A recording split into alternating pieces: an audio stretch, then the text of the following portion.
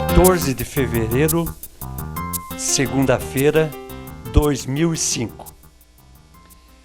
A satisfação e a alegria são muito grandes nesta noite em que o Museu da Imagem e do Som de Itapetininga recebe o vitorioso empresário itapetiningano Clodoaldo Rodrigues Gomes, que será entrevistado e que tenho absoluta certeza enriquecerá ainda mais o acervo do MIS. Alguns dados do nosso entrevistado. Através de um trabalho do nosso colega de diretoria, o Carlos José, temos aqui, só que para aparecer em mais tempo para as perguntas, eu estou fazendo um compacto. Clodoaldo Rodrigues Gomes nasceu em Itapetininga em 15 de julho de 1936. Filho de Máximo Gomes Garrido e de Isabel Rodrigues Gomes. Ele nasceu na Vila Rio Branco e, com 2 anos de idade, mudou-se junto à família para a Vila Máximo, assim chamada a Vila Isabel. O nome popular de Vila Máximo deve-se a seu pai, Máximo Gomes Garrido, que praticamente, com sua casa, deu início à formação daquela vila. Fatos importantes na vida do nosso entrevistado. Foi o fundador do Diretório Acadêmico 21 de Abril da Fundação Carnegie Bazarian. Seu trajeto de vida é lindo, realmente um exemplo. Começou como engraxate, foi verdureiro, leiteiro, para depois ingressar no serviço público estadual, no Departamento de Estradas de Rodagem, na função de picante, que era o menor que transportava água para os burros que naquele tempo eram utilizados na puxada de caçambas em obras nas estradas. Depois foi mensageiro dentro do DR, após escriturário e finalmente como auxiliar administrativo. No DR, Clodoaldo trabalhou durante 16 anos. Ele não cansa de falar que foi a sua principal escola profissional. Ele fundou, com alguns amigos, entre eles o saudoso Carlos de Campos Vieira, o Carlitão, eles fundaram a Sociedade Esportiva Rio Branco, envolvendo atividades esportivas, sociais e recreativas. Em 1958, elaborou, junto a um grupo de funcionários do DR, os estatutos do Clube Rodoviário e seu respectivo registro, onde estavam seus amigos e colegas saudosos: Carlos de Campos Vieira, Osório Marques Ramos, Ivo Sampaio de Quadros, Flávio Monteiro de Carvalho e, junto deles, o João Gasolina, de todos os citados, o único ainda vivo. E é interessante ressaltar, para a história do próprio DERAC, a primeira diretoria, formada, tendo como presidente Carlos de Campos Vieira,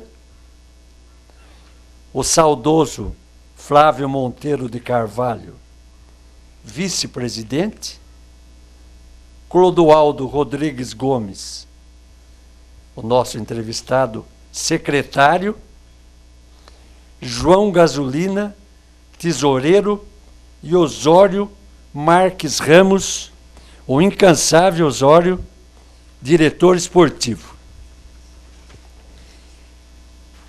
Em 59, o Derac passou a integrar o futebol profissional da região, disputando o campeonato da terceira divisão. Posteriormente, foi promovido para a segunda divisão. Realmente, o período de ouro do clube rodoviário. No setor empresarial, após deixar o DR, Clodoaldo fundou, a empresa AIPI, Industrialização de Produtos Agrícolas Limitada, para explorar a industrialização da mandioca, objetivando a exportação de amidos e féculas para a Europa. Em 1969, fundou a empresa Construserve para trabalhar no ramo de controle de erosões de solos, marítima e fluvial, com sede na rua Agenor Vieira de Moraes, 151, onde está até hoje. Em 1976, Itapetininga foi vítima de vários incêndios, levando uma comissão ao local do Corpo de Bombeiros da Polícia Militar de São Paulo, integrando-a Clodoaldo, prefeito de então Antônio Fernando Silva Rosa e Francisco Tambelli Filho. Esses registros são importantes para a história de Itapetininga. Como a prefeitura não tinha possibilidade financeira de assumir o convênio com aquela corporação da Polícia Militar, Clodoaldo resolveu, então, fundar o Corpo de Bombeiros Voluntários de Itapetininga, primeiramente colocando equipamentos de sua propriedade nas operações de sinistro, tudo por conta da Construserve. Em 1978, em janeiro, foi fundada a corporação com a criação de seu corpo associativo. Esse é um resumo da brilhante trajetória de vida do Clodoaldo, que está aqui com a gente, trazendo muita satisfação a toda a diretoria do MIS. Nós estamos aqui com Hélio Rubens, Carlos José, fundador, os dois, e um convidado ilustre, professor José Luiz Holtz, atualmente trabalhando na Rádio Globo. Grilo, aceitamos a sua presença com a maior satisfação, é motivo de grande orgulho de toda a diretoria do MIS. Você que faz um trabalho magistral dentro dessa recuperação. Começaremos os bate-papos. Chega da gente só falar.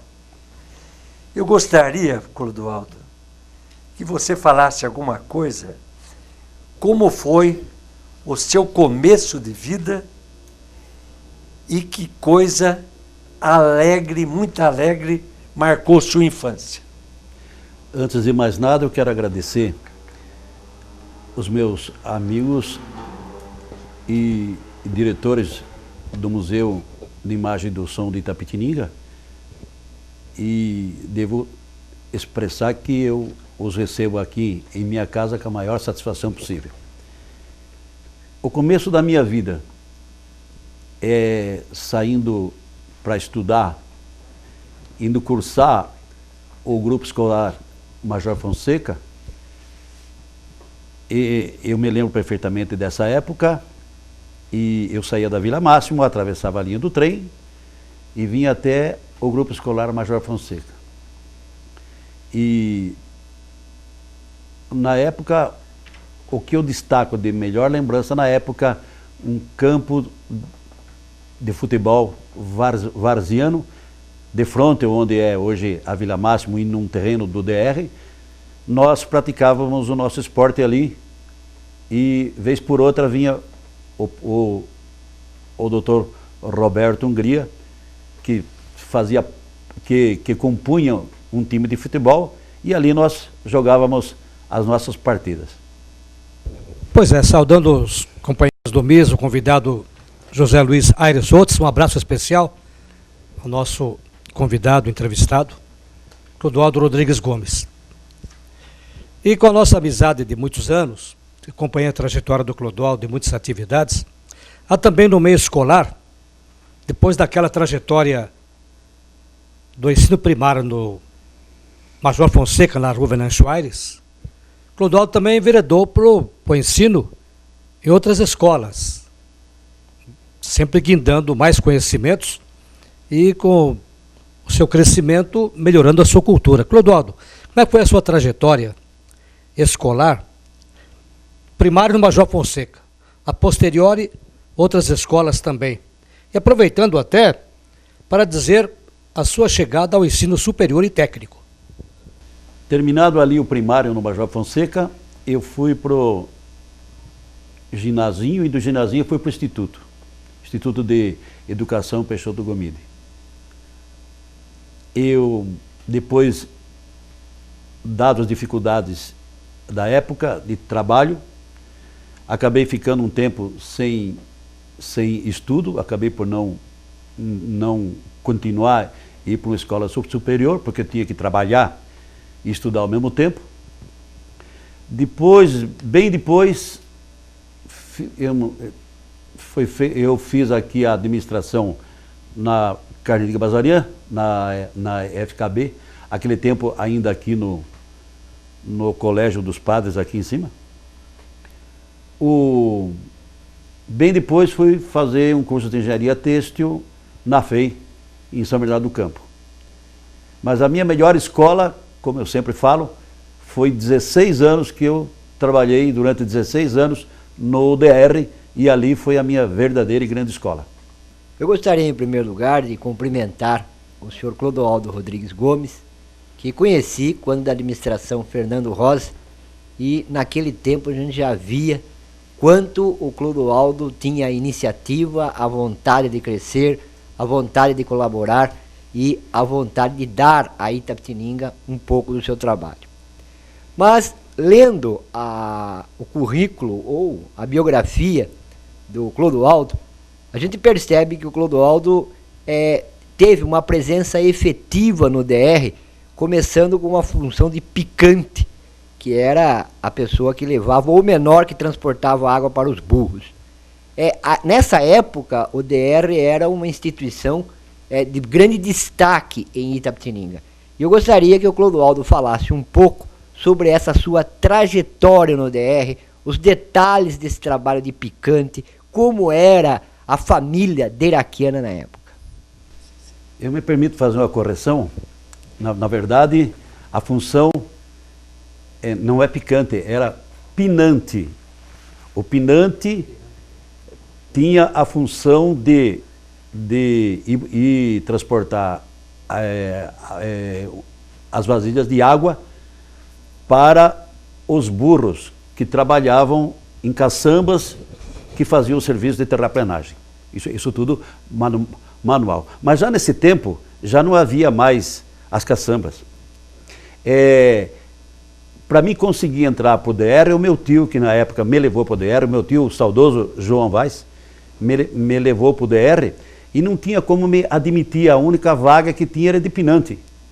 Então me colocaram como pinante e eu fazia os serviços gerais de apoio a escritório. E aí o engenheiro da época, se chamava Raul de Oliveira Barbosa, me mandou para a escola de datilografia. Primeira coisa, falou, você precisa ir para a escola de datilografia para você poder crescer na vida e poder desempenhar bem aqui a função e atender o nosso serviço. Então meu tio me colocou na escola de datilografia dali da rua Venâncio Aires, que era o Ribas, Escola Hamilton. Escola Hamilton. Bom, e daí fui crescendo no DR, né?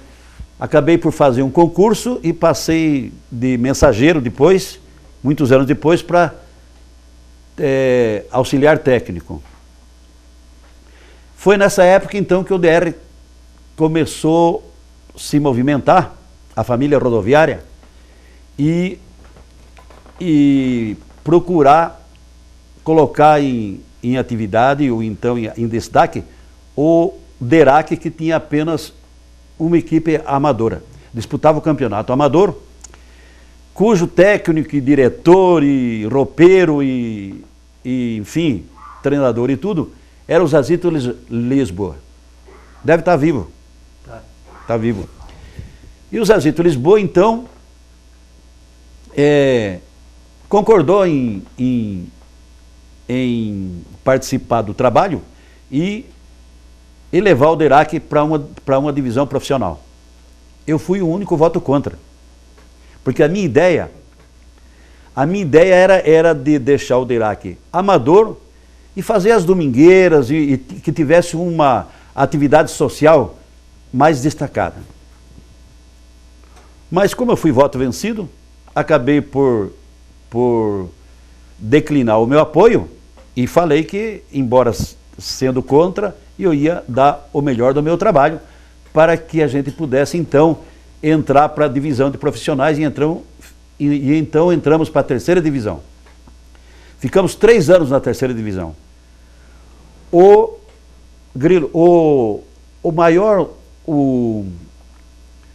time de maior expressão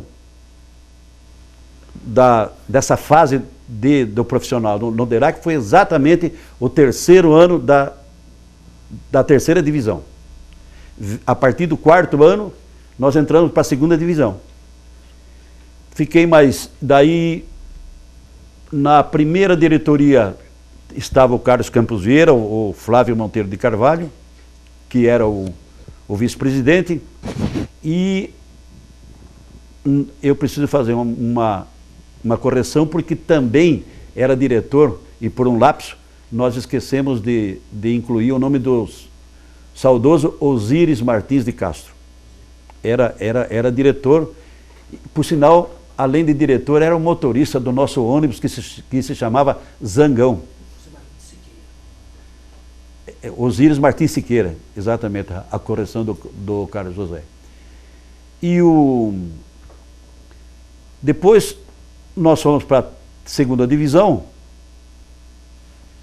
e eu lamento dizer que depois de uns anos, eu era incumbido de ir para São Paulo para acertar detalhe de contratos de jogador e de contato com o juiz e tal, e eles vieram até mim, e na época era terrível, tinha lá um cidadão dentro do departamento de árbitro da federação, e que toda sexta-feira sorteava os árbitros, e aí tinha que dar um dinheiro para o juiz. E eu fui fazendo isso algum tempo, toda sexta-feira para São Paulo, um trabalho insano. Só que um dia, campo cheio, torcedores associados, esses torcedores associados levavam seus filhos pequenos. E eu comecei a observar essas crianças na arquibancada, torcendo pelo DERAC, com um entusiasmo assim bastante destacado. E eu comecei a me entristecer com aquilo, porque falei, não é possível que venha aqui um juiz de futebol, praticamente, entre aspas, comprado, e alguma coisa está errada. E fui perdendo o gosto e me afastei do DERAC. E em seguida eu saí do DR também. E aí montamos a empresa Aipim. Lamentavelmente essa Aipim eu tinha aqui uns sócios portugueses do ex-Banco Espírito Santo de Portugal. Houve um acidente automobilístico quando eles vinham para cá, entre Sacavém e o aeroporto de Sacavém, inclusive. Houve um acidente de carro, morreram os dois e eu acabei com o meu projeto frustrado em decorrência da falta dessas pessoas que eram o alicerce financeiro da futura empresa. Foi quando então depois, trabalhando para lá e para cá, consegui começar e fundar a atual Construserve. A seguir uma pergunta do jornalista da TVI, Hélio Rubens.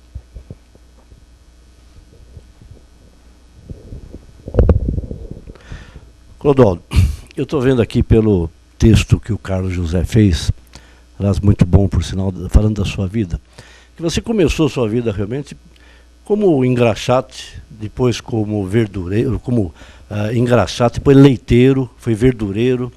Isso pressupõe uma origem humilde, né? E, portanto, a necessidade de um trabalho de sobrevivência grande, desde criança. Eu queria que você falasse como é que uma pessoa extraída de uma classe social baixa consegue ser um empresário bem-sucedido que se tornou você.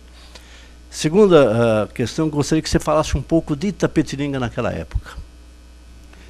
Bem, eu era muito criança e estava no grupo escolar. E para fazer um dinheirinho, eu consegui montar uma caixa de sapatos e engraxava sapatos ali para a Praça da Matriz, para a Praça Duque de Caxias, hein? que tinha um, não sei se é gerente da praça ou é o inspetor da praça, Alfredo Palma, um homem rigorosíssimo, e não podia sujar a praça e não podia nada, então tinha que ter um lugarzinho e tinha que limpar e tal. E eu ficava por ali na igreja da Matriz.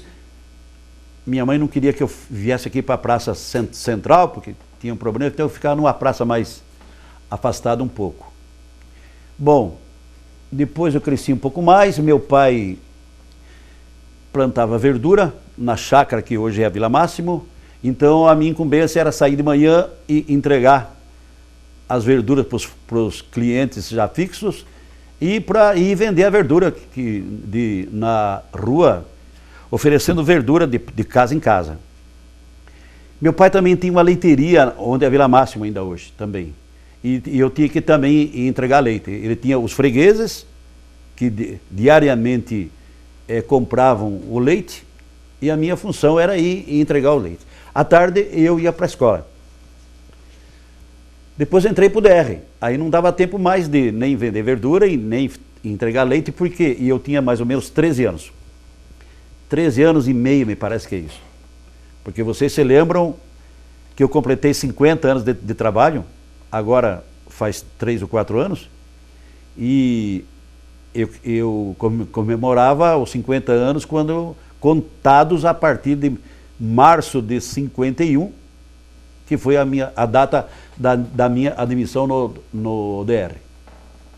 Bom, e quando eu estava no DR, meu pai, vendo essa dificuldade de fala que eu tinha, eu era muito mais gago que hoje, então ele resolveu comprar um serviço de alto-falantes do Hélio Rochel. E eu então ia fazer o trabalho de apresentar as músicas e de locução. Inclusive, naquele tempo nós tínhamos nós tínhamos um contrato com a J. Walter Thompson, e eu tinha um jingle que precisava rodar 2 vezes por noite da Alpargata Roda. Então era um jeans da Alpargata Roda. Então, que eles faziam a calça rancheira. E além de tocar esse jingle, nós tínhamos propaganda da Casa Joia, da Casa Betã, do Bar 80, enfim, de várias, da loja Frigidaire do Oswaldo Piedade. São nomes que uns saudosos que já se foram, outros talvez estejam vivos. E que mais? Depois do alto-falante, então, eu fui para... Eu fiquei um tempo trabalhando, depois fui para a escola. E coisa de destaque de Itapetininga que eu me recordo, no tempo que eu era estudante e que eu não era membro da diretoria, mas era sócio do Grêmio Estudantil Fernando Prestes. Foi quando nós que eu falo, porque eu participava, tivemos a incumbência de queimar a empresa elétrica. E queimamos a empresa elétrica. E foi uma luta, uma briga danada, porque a polícia entrou e depois veio o reforço de Sorocaba. Não fosse os ferroviários da Sorocabana virem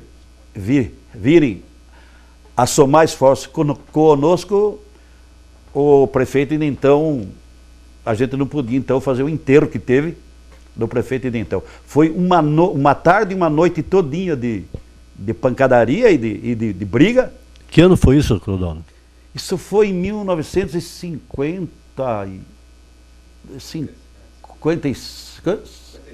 54, por aí, 55, por aí. Por aí. Aí, o prefeito de então era o Darcy Vieira, tio do nosso pai, do nosso técnico aí da Câmara. E foi feito o enterro. E enterraram o prefeito, claro, o caixão do prefeito, né, na Praça Marechal Deodoro. Isso era umas 8 horas da manhã já. Isso foi um destaque que eu me lembro, assim, que durante a minha vida, foi alguma coisa que ficou marcada na minha cabeça, mas eu era muito, muito jovem. Naquela época, os mais velhos eram o professor Péricles, que tocava a fanfarra, que dirigia a fanfarra do ginazinho, que era a melhor que tinha, a do instituto, depois, e tinha o pai do professor Milton Graco, esses que eram seu avô, esses que eram naquela época os líderes que comandavam o Grêmio. E tinha mais gente, mas eu era muito pequeno, não me lembro bem. Clodoaldo, eu queria que isso voltasse um pouquinho para trás, explicasse como é que essa história genial aí do seu Máximo, seu pai, de resolver o problema de gagueira do filho, fazendo dele um locutor. Porque ele via que eu falava no telefone de uma agência Chevrolet que tinha ali no Paquetá, que era do Arthur Gomes. Do Arthur Gomes. E ele achava que no telefone eu falava bem. Entendeu? E depois também eu falava no microfone da instituição que nós criamos, da Sociedade Esportiva Recreativa Vila Rio Branco. Que nós tínhamos um time lá, um time de futebol, e tinha também a atividade social. E ali eu falava no microfone. E meu pai percebeu que eu não gaguejava no microfone. Aí resolveu comprar o alto-falante do Rochelle para mim ir trabalhar. E eu me danei, porque eu tinha que trabalhar o dia todo no DR, abri o microfone, abri o estúdio, que o estúdio ficava no fundo do Lar Feliz. O Lar Feliz era situado onde hoje é o edifício Barão, que bem agora mais recente era a sede do Banco Auxiliar, não é isso? Era no fundo ali. E eu tinha que abrir o alto-falante às 7 horas e ia até às 10. Sábado abria às 14 horas e ia até às 10, e domingo das 14 às 10 também. Então praticamente eu não tinha tempo de praticar o meu esporte, não tinha tempo de diversão, porque ou eu estava no DR ou eu estava no serviço de alto-falantes. De sorte que essa é a história. Se citou a festa dos 50 anos de trabalho, festa magistral, talvez uma das 3 maiores que eu vi na cidade de Itapetininga. Você falou na sua gagueira, aquela noite você cantou, e cantou muito bem, junto com o Francisco Petrônio acompanhando. O cantar diz que também faz muito bem, é uma terapia para a pessoa. Você confirma?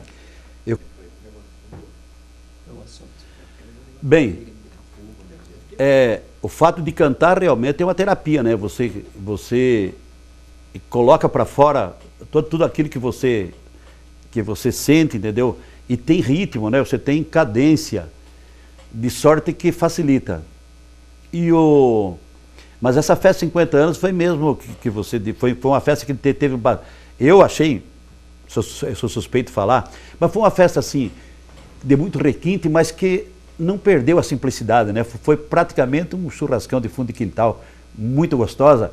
E eu fiz essa festa para comemorar os 50 anos, mas especialmente para convidar os meus amigos de trabalho, que durante esses 50 anos tiveram alguma relação comercial ou de atividade profissional comigo. Muitos faleceram, e aí no programa tinha que alguém cantar uma música que homenageava os falecidos. E lá tinha o Francisco Petrônio, que ainda não tinha entrado no show, ia entrar depois, mas também tinha o profissional lá com aparelho, com instrumento, que cantava muito bem. Mas como eu ia homenagear amigos meus que faleceram, eu preferi, mesmo desafinado, mesmo atravessando, eu preferi eu mesmo cantar para fazer a homenagem do fundo do meu coração. Clodoaldo, analisando ainda essa festa, que eu achei fantástica, você conseguiu ter uma coerência nas suas amizades, uma lealdade com os seus antigos companheiros de trabalho, com os seus antigos colaboradores de ERAC, que realmente emocionou a todos.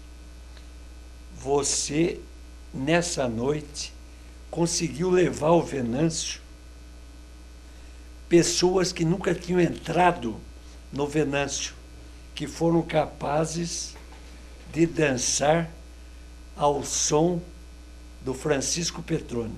Realmente emocionante. O que mais você fala sobre essa festa? Como eu falei, o motivo da festa foi para convidar e para congraçar os meus companheiros de trabalho, e como você falou, tinha gente que nunca entrou, não tinha entrado no clube, e que ficaram sensivelmente emocionados, né? E aquilo também me emocionou, porque eu tive quase que o tempo todo uma sensibilidade. Eu estava... que me levava ao choro até, e isso acho que fez com que as pessoas se sentissem bem. A festa, como que eu tenho que falar dela?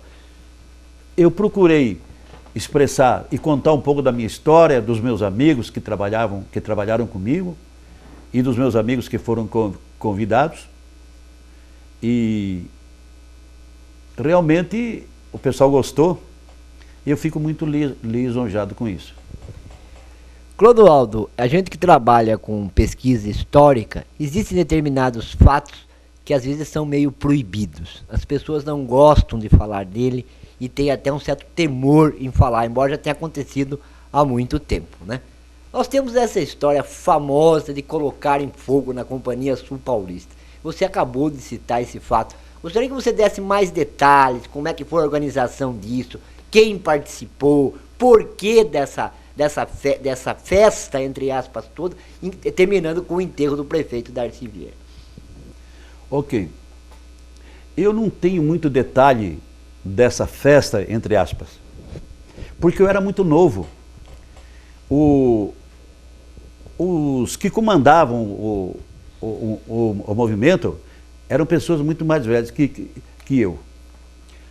Mas o que eu sei é que o motivo que levou a essa revolta, ou que levou ao fato de querer botar fogo na empresa elétrica, era o fato de a cidade não ter energia. A lâmpada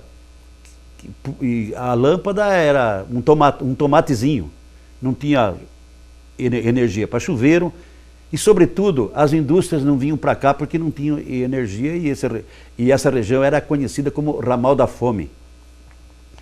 Então os estudantes e os líderes da época, talvez até empresários, não me recordo, porque eu torno a falar, eu era bastante jovem, eu era um garoto aí de começar o ginásio.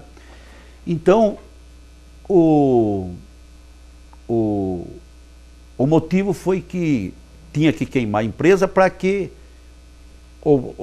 as autoridades dessem conta e que a região precisava, que a cidade precisava de energia elétrica. De fato, passado algum tempo, foi inaugurada a subestação aqui, que fica perto do UDR, e a cidade começou a ter energia elétrica de melhor qualidade. E sobre o que mais? A história, me parece essa, não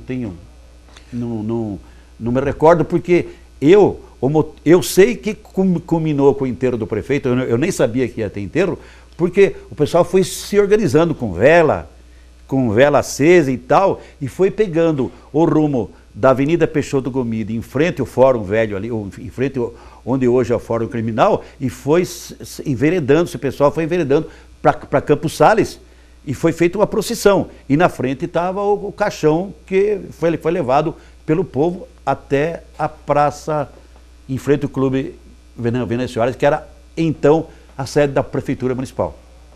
Nós temos um depoimento sobre esse fato, que a pessoa fala que houve um estímulo grande por comunistas da Estrada de Ferro Sorocabana, funcionários que fizeram uma motivação muito grande à população para que isso acontecesse. Você lembra de algum fato? Parece que essa opinião foi isolada, mas eu gostaria de saber a sua opinião. Eu lamento não poder confirmar isso, porque um garoto daquela época com 12 anos não participava disso. E além disso, eu não era da cidade, né? Eu morava na Vila Máximo. E por incrível que pareça, a minha casa não tinha luz elétrica. Não porque a lâmpada era um tomatezinho, não tinha energia mesmo. Eu estudava com um lampião. Mas tive que participar porque eu era estudante. E todos os estudantes foram envolvidos. O que eu me recordo é que na madrugada do dia seguinte, logo na primeira hora do dia, os funcionários da Sorocabana subiram da estação Sorocabana, em frente ao Cofés ali hoje, e vieram somar esforços conosco para quê?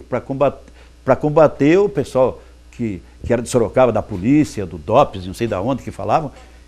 Mas nessa altura do campeonato eu tinha muitos coleguinhas lá na Santa Casa com o braço quebrado. Eu, graças a Deus, andei tomando umas pauladas lá, mas não tive muito problema. Mas muita gente foi para Santa Casa com fratura de braço, com problema, sangrando o supercílio, enfim. A Santa Casa não tinha mais lugar de colocar gente, né? Muita gente foi para lá.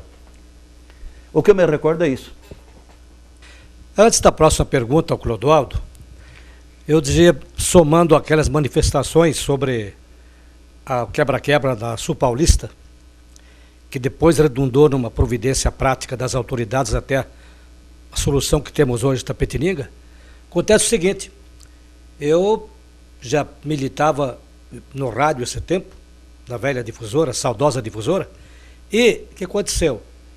Eu vi quando a tropa de choque vieram em 2 ônibus da capital, um contingente pesado que desceu a porreta em muitos que estavam se manifestando, junto à avenida, na Praça Marechal Deodoro.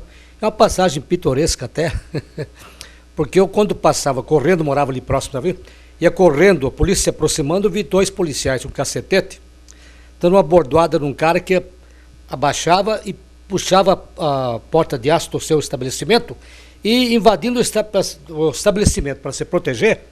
Tinha uma pessoa aí, um travesti, que olha como gritava o travesti: não bate em mim, não bate em mim, eu sou viado, eu sou viado. Essa expressão não esqueço nunca, Clodoaldo, e quem me ouve aí. Não bate em mim, não bate, eu sou viado, eu sou viado. Era um travesti, apanhou. Você defendeu... para aquela época. Pois é, se defendeu se defendeu junto ao estabelecimento.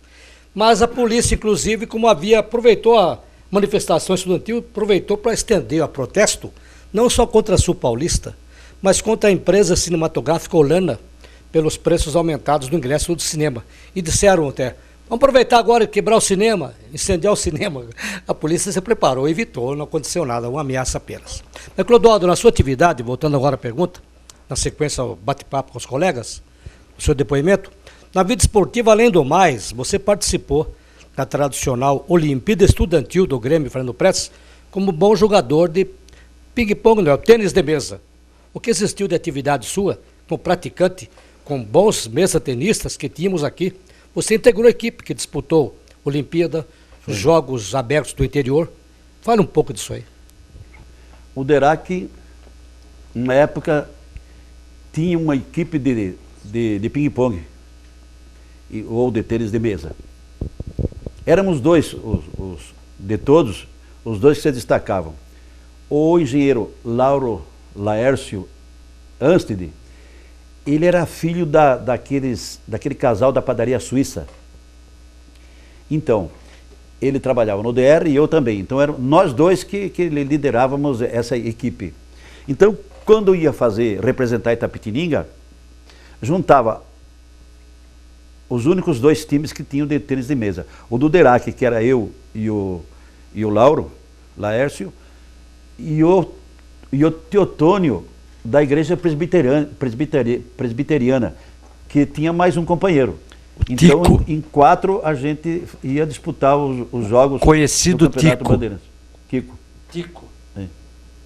A gente ia disputar aí as Olimpíadas, não as Olimpíadas já, depois, os Jogos Bandeirantes. Troféu Bandeirantes. O Troféu Bandeirantes. E aproveitando o assunto esportivo, falou Sinderac, jogos, foi ao seu tempo e de outros diretores que vieram também, os melhores momentos do Derac em grandes jogos com os principais clubes do futebol paulista. Os principais clubes, com o estádio lotado. É isso mesmo? É isso mesmo, me lembro. Corinthians, o Palmeiras chegou estreando aqui, o Ademir da Guia, estreou aqui no Derac. Deu de 6-0, Derac. Exato. E o Vavá tinha vindo da Copa do Mundo. O Vavá, o primeiro jogo. Djalma Santos. Djalma Santos. Equipe Exato. grande, naturalmente. O São Paulo. São Paulo Guarani de Campinas. O São Paulo perdia por 3-2, perdi por 2-1, e na virada o gol da vitória foi do falecido Gino. De cabeça, 3-2 ganhou. 3-2. Portuguesa perdeu aqui, 3 na inauguração da eliminação. E assim foi. Corinthians, na grande festa, que o Corinthians paralisou a cidade. Lembro que o Gilmar, goleiro, o Corinthians posou aqui na véspera, veio na véspera. Veio na véspera. E na igreja matriz, a missa das 10 da manhã, foi o Gilmar, alguns jogadores, a missa ficou prejudicada porque a criança fica em volta do Gilmar ali, o padre rezando a missa, saudou o Corinthians, Gilmar estava perturbado até. Interessante. São passagens. Ganhou 2-1. Jogo agora se meteu a jogar com o Santos domingo. Você imaginou? Com o Santos. E o Robinho não existia naquele tempo.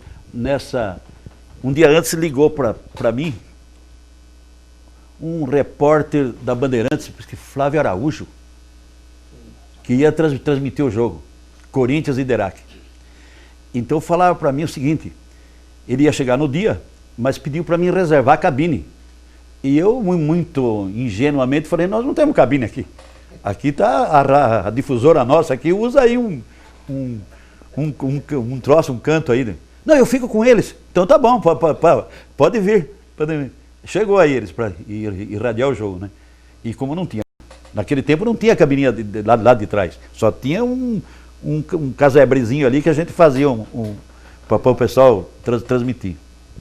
Isso aí. Clodoaldo, você falou no Derac, o Derac, aliás, Itapetininga precisa recuperar um pouco da história do Derac. Sim. Mas quem era, e começando agora, quem eram os destaques dos jogadores mais conhecidos, as equipes, que tiveram nomes, grandes nomes aqui na equipe canarinha, como se chamava?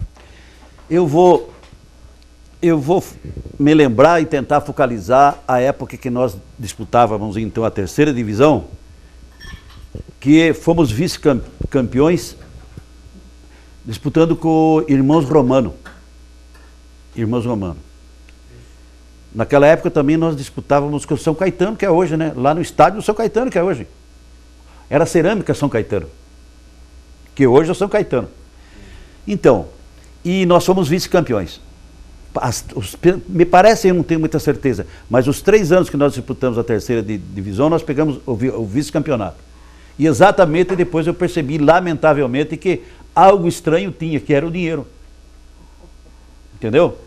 Que era o dinheiro. Porque a gente tinha mais time, jogava mais, mas quando ia jogar, o dinheiro falava mais alto do que o nosso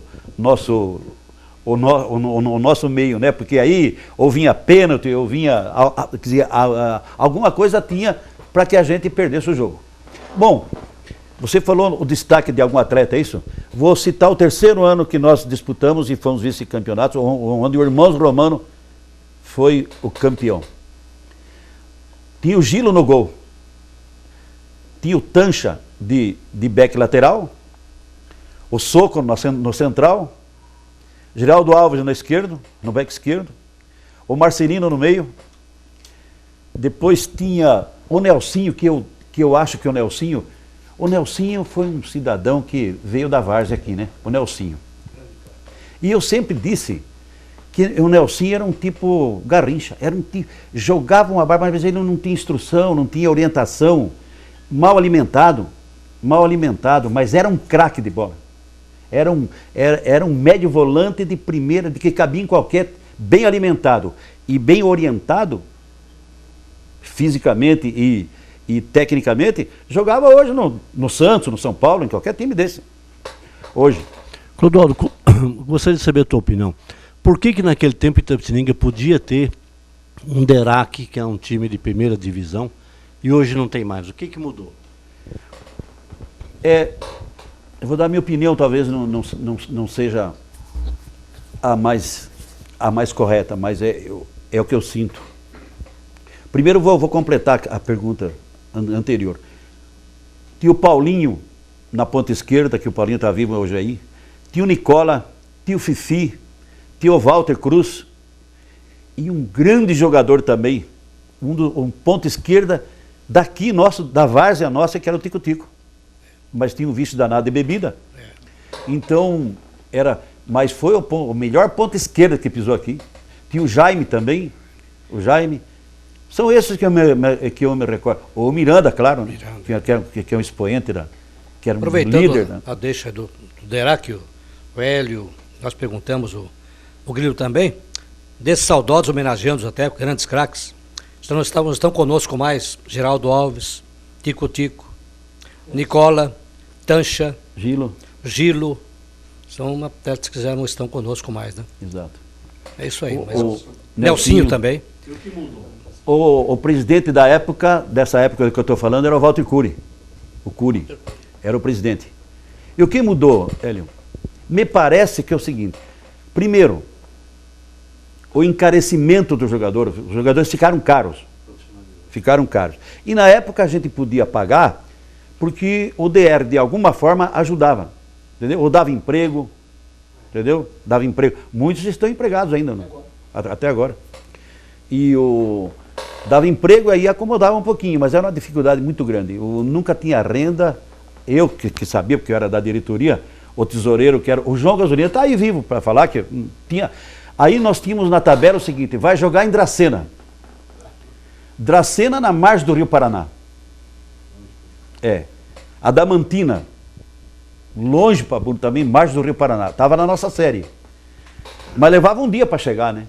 Então não tinha dinheiro para acomodar. Ia jogar em Bauru. Quantas vezes nós vamos disputar o campeonato em Bauru, no campo do Noroeste. Porque a federação que dizia, porque o jogo era maior, então a federação indicava um estádio. Lá nós disputamos o campeonato com o Oriense, né? Oriense em Bauru. Então, não tinha dinheiro. Tinha que fazer vaca, a gente tinha que meter a mão no bolso, entendeu? Para poder fazer uma vaca ali, para poder o pessoal viajar. Os jogadores eram baratos. Não, relativamente baratos, né? Para a época mais ou menos, mas era. Nós tínhamos também prata da casa, né? O Labrunetti, grande jogador, que é juiz. Eu acho que já se aposentou. Aposentou-se. O Bastos, o Chico Bastos. Grande centroavante. Promotor hoje, eu já não sei se já aposentou ou não. Procurador. Continua na ativa. Procurador na ativa. Se aposentou. É. Então, e outras pratas da casa, né? Sabiá. Então a gente acomodava um pouco de profissionais com amadores, que naquele tempo era permitido, para ir levando e ir passando. Mas depois ficou quase que inviável, né? Jogador muito caro, a escassez de renda. Itapetininga não tem, talvez ainda não tenha hoje, um suporte financeiro para se dar o luxo de ter um time na divisão de profissionais. Eu entendo assim. Clodoaldo, falamos muito em Derac, mas eu, apaixonado por futebol, gostaria de fazer mais uma pergunta, complementando uma que já foi feita mais ou menos para você. O Derac tentando se reerguer, mas numa verdadeira UTI, com dificuldades enormes, quase que agonizando, na minha opinião. Você, presidente do Derac hoje, o que você passaria de experiência para esse grupo jovem, liderado pelo Zezinho Alves, para ele aproveitar e pro Derac realmente sair dessa UTI? O que você falaria para a atual diretoria? Eu, em conversa com o diretor do DR há uns dias atrás, parece-me que o DR daqui de Itapetininga tem tendências de ajudar. E se tem essa tendência, se hoje fosse o presidente, por sugestão, eu faria o seguinte: faria uma simbiose entre o Derac e tentava, com a Secretaria de Esporte da Prefeitura, tentar partir para organizar a várzea. E a partir daí descobrir a prata da casa. E logo fazer um time, vamos dizer assim, de aspirantes. E disputar o campeonato amador e tal. Mas ao mesmo tempo, por que eu falei prefeitura? Porque eu acho que a prefeitura tem a obrigação de tirar drogados da rua, as crianças de rua, e procurar estimular através do esporte. Procurar ter uma terapia através do esporte para levar a criança para o esporte, e indo para o esporte não vai ter mais o problema do crack, mais o problema da droga, e aí então do esporte iria para o estudo e para o trabalho. Mas é um trabalho moroso, é um trabalho que tem que ter muita disponibilidade, ter muita garra para isso, né? Quer dizer, tem que ter um carinho bastante especial, porque é um trabalho bastante árduo, mas chega lá por quê? E vai ter a satisfação, por quê? Porque vai criar um time e ao mesmo tempo está tirando as crianças da droga, está promovendo essa terapia de droga. Tem um detalhe aqui que é amigo nosso, o Soco, tirou 600 e tantas pessoas da cidade de Rolândia, 600 e tantas crianças de Rolândia, através do quê? Do esporte. E uma delas foi para a seleção de vôlei de Rolândia, que estava na rua. Foi para a seleção de... Então, mas é um trabalho moroso, né? Um trabalho árduo, mas um trabalho também que tem que ser assim, muito, muito apoiado. Por quê? Porque tem que ter, além dos campos de futebol de várzea, tem que ter um congraçamento entre as diretorias desses clubes, tem que a prefeitura apoiar, fazer torneio início como nós fazíamos, torneio início. Eu não vejo mais um torneio início. Fazer torneio início, a liga tem que estar muito atuante, a liga de futebol, muito atuante, e fazendo esse trabalho, e também tem que alimentar os mais carentes, entendeu? Promover a pessoa, porque ela tenha, para que ela tenha uma melhoria na autoestima dela, no garoto ou na garota, atleta de uma forma geral, e com certeza vai colher bons frutos.